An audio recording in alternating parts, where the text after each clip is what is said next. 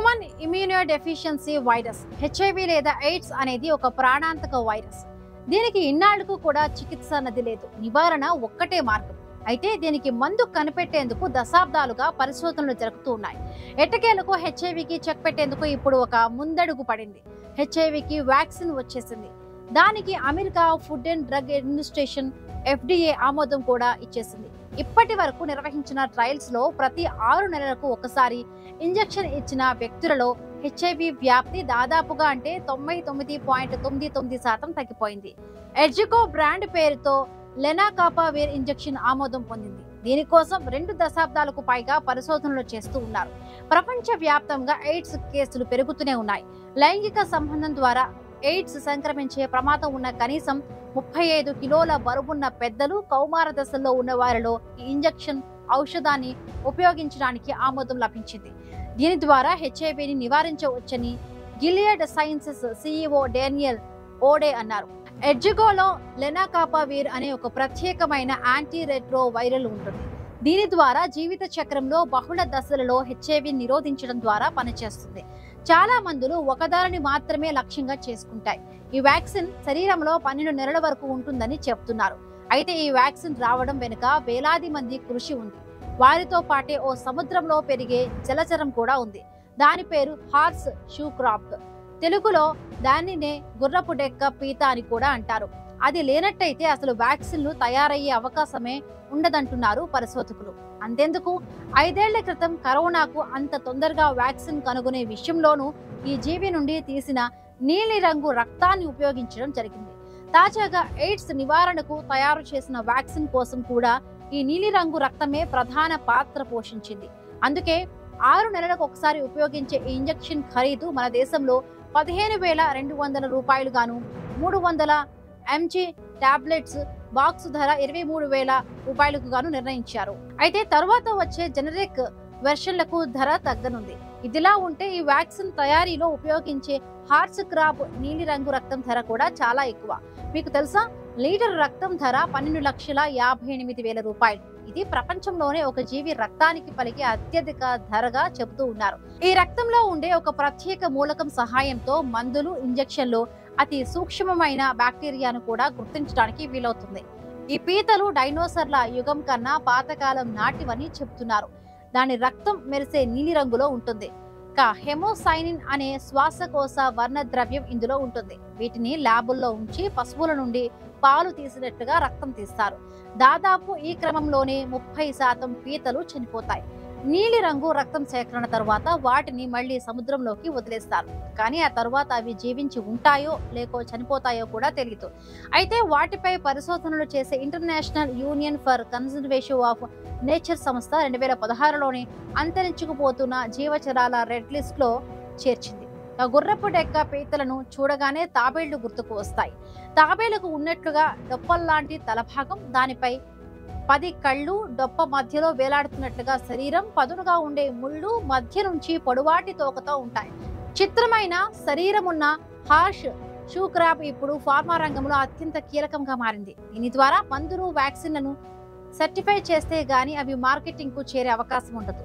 నిజానికి కోట్లాది ఏళ్లుగా పరిణామం చెందకుండా ఉండిపోయిన హార్స్ షూ పీతల్లో గొప్పతనం ఏంటంటే వాటికి ఉండే ఒక అత్యంత అద్భుతమైన సామర్థ్యమే. అదే వాటి రోగ నిరోధక శక్తి అని అంటున్నారు పరిశోధకులు. అత్యంత సూక్ష్మ స్థాయిలో అంటే 1000 కోట్లలో 1/1 బ్యాక్టీరియా వంటి ప్రమాదకర సూక్ష్మజీవులు ఉన్నా ఇవి తేలిగ్గా గుర్తిస్తాయి. ఆ సామర్థ్యం వాటి సొంతం. 1960 ప్రాంతంలో శాస్త్రవేత్తలు దీని ప్రత్యేకతను గుర్తించారు. అప్పటి నుండి వ్యాక్సిన్లు, ఇతర ఇంజెక్షన్లు, సర్జికల్ ఇంప్లాంట్లు వంటివి ప్రమాదకర సూక్ష్మజీవులతో కలుషితం కాలేదని తేల్చుకునేందుకు ఈ పీతల రక్తాన్ని వినియోగించడం మొదలుపెట్టారు. ఈ పీత రక్త కణాలను వేరు చేసి అందులో నుంచి LAL అంటే లెమ్యులస్ అమీబోసైట్ లైసేట్ ను ఉత్పత్తి చేస్తారు. వ్యాక్సిన్లు, యాంటీబయాటిక్స్, ఇతర ఇంజెక్షన్లు, ఔషధాల్లో ప్రతి బ్యాచ్ ను ఈ LAL తో పరీక్షిస్తారు. సదరు వ్యాక్సిన్ లేదా ఇంజెక్షన్ లో ప్రమాదకర బ్యాక్టీరియా ఏమాత్రం ఉన్నా LAL గుర్తిస్తుంది. బ్యాక్టీరియా ఉన్నట్లు తేలితే సదరు వ్యాక్సిన్ లేదా ఔషధాన్ని పక్కన పడేస్తారు, లేదంటే శుద్ధి చేసి మళ్ళీ పరీక్షిస్తారు. ప్రమాదమేమీ లేదని తేలితే గాని అవి ప్యాకేజింగ్ సెక్షన్ కు వెళ్ళవు. ఇక అన్ని విధాలుగా సర్టిఫై అయ్యాకే మార్కెట్లోకి విడుదల చేస్తారు. హార్ష్ ఆపరేషన్లో శరీరం లోపల అమర్చే స్టెంట్లు, పేస్ మేకర్లు, ఇతర ఇంప్లాంట్లు, సర్జికల్ పరికరాలను కూడా ఈ పీత రక్తం నుండి తయారు చేసిన LALతోనే పరీక్షిస్తారు. కోవిడ్ మహమ్మారి మొదలైన తరువాత వందల కోట్ల డోసుల వ్యాక్సిన్లను ఉత్పత్తి చేస్తూ ఉన్నారు. ఇక వాటన్నింటినీ హార్ష్ క్రాబ్ రక్తంతో పరీక్షించి భద్రమని తేల్చాకే మార్కెట్లోకి వచ్చాయి. అందుకే హార్ష్ పీతల రక్తానికి ప్రపంచ వ్యాప్తంగా ఔషధ, వైద్య, ఆరోగ్య సంస్థల నుంచి విపరీతమైన డిమాండ్ ఉంది. అంతేకాకుండా పీతల సేకరణ, రక్తం తీయడం వంటివన్నీ క్లిష్టమైన పనులుగానే ఉంటాయి. వాటిని సముద్రం అట్టడుగు నుండి సేకరించడం ఒక పనైతే వాటి నుండి రక్తం సేకరించడం కూడా అంతే కష్టమైన పనిగా చెప్తున్నారు. దీనితో ఈ రక్తం ధర అంత విలువైనదిగా ఉంటుంది. దీన్ని వ్యాపారులు ఈ రక్తాన్ని నీలి బంగారం లేదా బ్లూ గోల్డ్ అని పిలుస్తారు. ప్రపంచ వ్యాప్తంగా ఉన్న ఫార్మా కంపెనీలు ఏటా వందల కోట్ల రూపాయలను ఈ పీతల రక్తం కోసం వెచ్చిస్తూ ఉన్నారు. సముద్రం తీర ప్రాంతాల నుండి ల్యాబ్లకు చేరే హార్ష్ పీతల బరువును తూచి రక్తం సరిపడా ఉన్న వాటిని వేరు చేస్తారు. అనంతరం ఈ పీతలను శుభ్రం చేసి వాటి గుండెకు సమీపంలోని రక్తనాళాలకి సూదులను గుచ్చి రక్తాన్ని సేకరిస్తారు. వాటి శరీరంలో ఉండే మొత్తం రక్తంలో నుండి సగానికి పైగా లాగేశాక తీసుకువెళ్లి తిరిగి సముద్రంలోకి వదిలేస్తారు. ఈ సేకరణ, తరలింపు, రక్తం తగ్గిపోవడం క్రమంలో దాదాపు 3వ వంతు పీతలు చనిపోతూ ఉన్నాయి. మామూలుగా రక్తం ఎరుపు రంగులో ఉంటుంది. మరి ఈ పీతల రక్తం నీలి రంగులో ఎందుకుంటుంది అన్న ప్రశ్నకు నిపుణులు ఏమంటున్నారంటే, మనుషుల రక్తంలోని హిమోగ్లోబిన్ లో ఇనుము ఉండటం వల్ల రక్తం ఎరుపు రంగులో ఉంటుంది. మరి హార్ష్ పీతల రక్త కణాల్లో ఉండే రాగి అణువుల కారణంగా రక్తం మెరిసే నీలి రంగులో ఉంటుంది. ఇది ఈ పీతల మరొక ప్రత్యేకత. కేవలం వీటి ఈ గొప్పతనం కారణం వాటికి శాపంగా మారింది. గత 40 ఏళ్లలో ఈ పీతల సంతతి 80% మేర అంతరించిపోయిందని అంచనా. మందుల టెస్టింగ్ కోసం భారీగా పీతలను పడుతూ రక్తాన్ని సేకరించడం వల్ల ఇవి అంతరించుకుపోతున్నాయి. సాధారణంగా ఏటా ఒక అమెరికా తూర్పు తీర ప్రాంతంలోని 5 లక్షలకు పైగా హార్ష్ పీతలను సేకరిస్తారని అంచనా. అంతేకాదు మెక్సికో, చైనా, భారత్ సహా మరికొన్ని దేశాల్లోనూ భారీ ఎత్తున హార్ష్ పీతలను సేకరిస్తూ ఉంటారు. ఏటా లక్షలాది హార్ష్ పీతల నుంచి రక్తాన్ని పిండేస్తున్నారని, ఇది జీవహింస అని పెటాల్ లాంటి కారణ్యవాదులు మండిపడుతూ ఉన్నారు. ప్రత్యామ్నాయ మార్గాల వైపు దృష్టి పెట్టాలని సూచిస్తూ ఉన్నారు. కానీ ఎయిడ్స్, క్యాన్సర్, క్షయ, కరోనా లాంటి వాటి వల్ల లక్షలాది మంది పిట్టల్లా రాలిపోతూ ఉన్నారు. అందుకే కొన్ని దేశాలు, ప్రభుత్వాలు వీరి వాదనను పక్కన పెట్టారు. మానవాళి మనుగడకు దశాబ్దాలుగా అపారమైన సేవలు అందిస్తూ ఉన్నాయి.